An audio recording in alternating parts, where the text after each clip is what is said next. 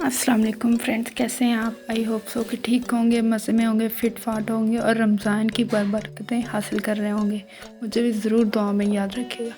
अच्छा, आज जो मैं अपना फेवरेट ड्रेस लॉन में दिखा रही हूँ, जो कि मैंने लाइमलाइट से लिया था, ये बहुत ही मुझे अच्छा लगता है। अच्छा, जो इसकी साइड है उस पर भी आपको ये आसानी से मिल जाएगा। इसके साथ जो पैंट थी वो उसके साथ अवेलेबल नहीं थी, साइड पे मैंने अलग से इसको बाय किया था। और इसके ऊपर जो ये गोल्डन कलर का, ये कॉपर कलर का जो एक कॉपर पेंट हुआ है ना, इसको गोल्ड पेस्टिंग भी कहते हैं, ये आजकल काफ़ी इन है। ये मुझे बहुत ही पसंद है। ठीक है, इस तरह के ड्रेसेस मुझे बहुत अच्छे लगते हैं। और इसके अंदर लाइट सा पीच कलर का ये कलर मिक्स हुआ है, मर्ज हुआ है। इसके साथ मैंने इस तरह की पाइपिंग करवाई हुई है। लॉन में मुझे इतने फैंसी ड्रेस नहीं अच्छे लगते कैजुअल वेयर में, डेली रूटीन में, क्योंकि आप एक तो उनको वॉश करना इजी नहीं होता, दूसरा उसको अगर ड्राई क्लीन करवाते हैं तो वो भी एक कॉस्ट पड़ती है और आपको इजीली अवेलेबल नहीं होता, और अगर आप उसको प्रेस भी करते हैं तो प्रेस नहीं होता।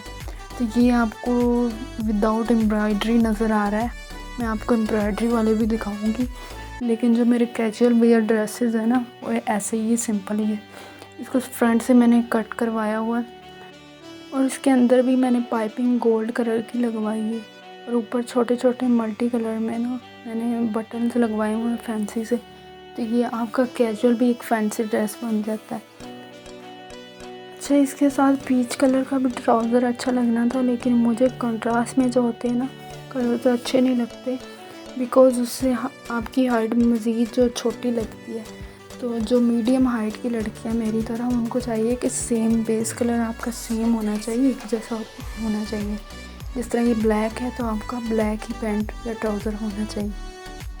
इसके साथ जो मैंने दुपट्टा बनवाया हुआ था ना, वो 2 दुपट्टे थे। एक तो मेरा था नेट में कॉपर कलर का, जो इसके अंदर कॉपर सा काम हुआ है, पेस्टिंग हुई है, और दूसरा ये है ब्लैक और कॉपर मिक्स। ये मुझे बना हुआ ही मिला था ईजिली। आई थिंक इसकी प्राइस इसकी 1500 से 2000 के बीच में थी, और ये आपका एक बाकी ड्रेसेस के साथ भी इजीली चल जाता है।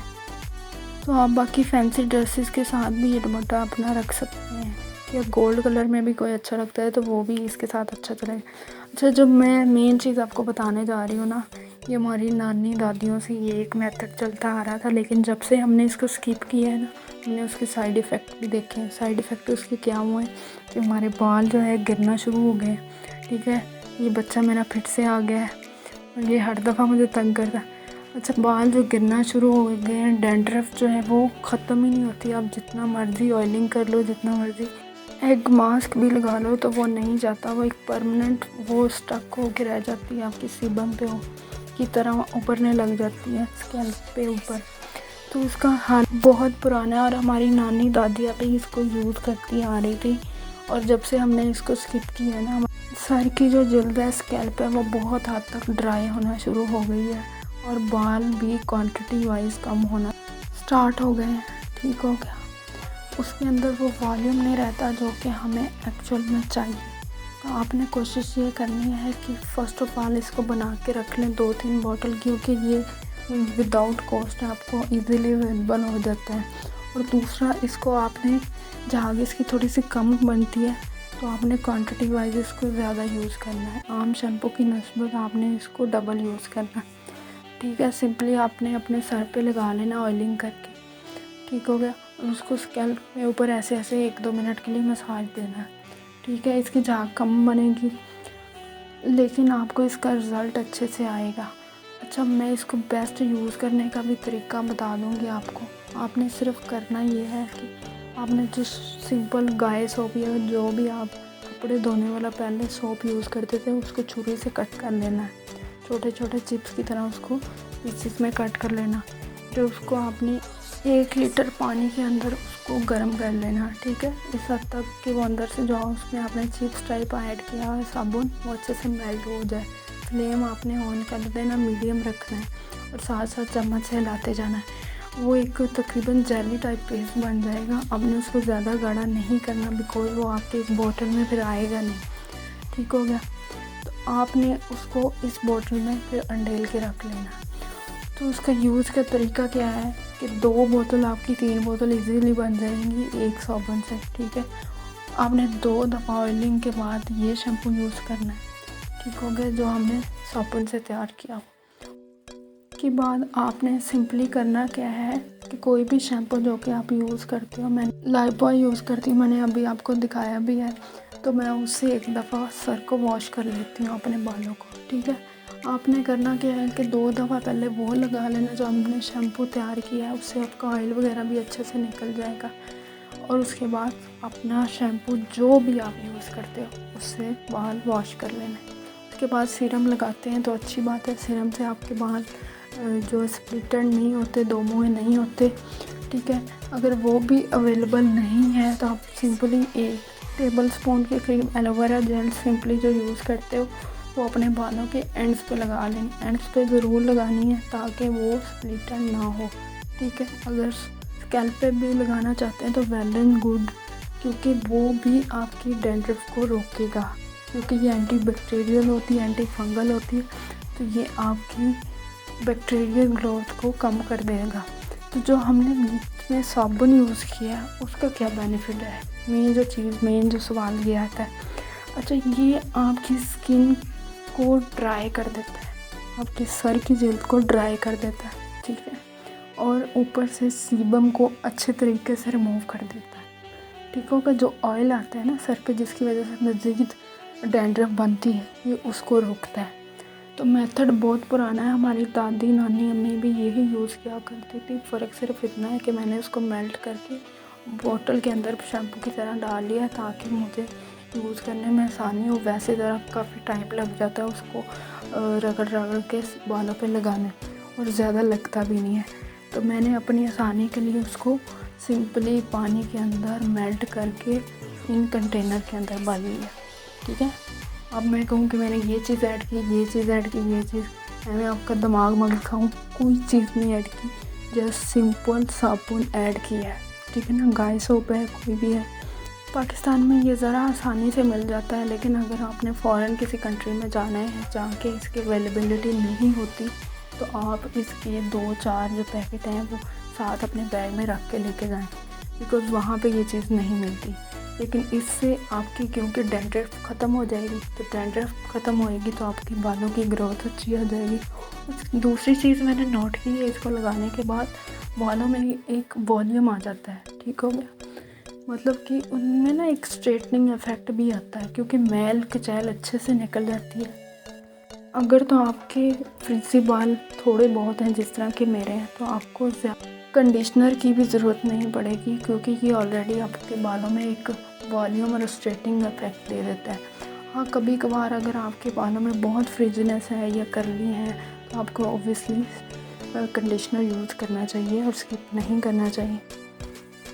आपने इसको ट्राई ज़रूर करना है, ठीक हो गया, क्योंकि ये आज का मेथड नहीं है, ये बहुत पुराना है, हमारी नानी दादी माँ इसी को यूज़ करते रहे।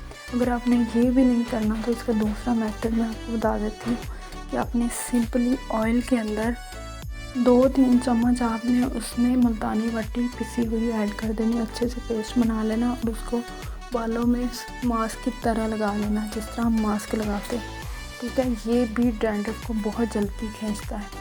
अब हमने इसमें ऑयल इसलिए यूज़ किया ताकि वो आसानी से निकल जाए। आप दही में भी इसको यूज़ करके लगा सकते हैं।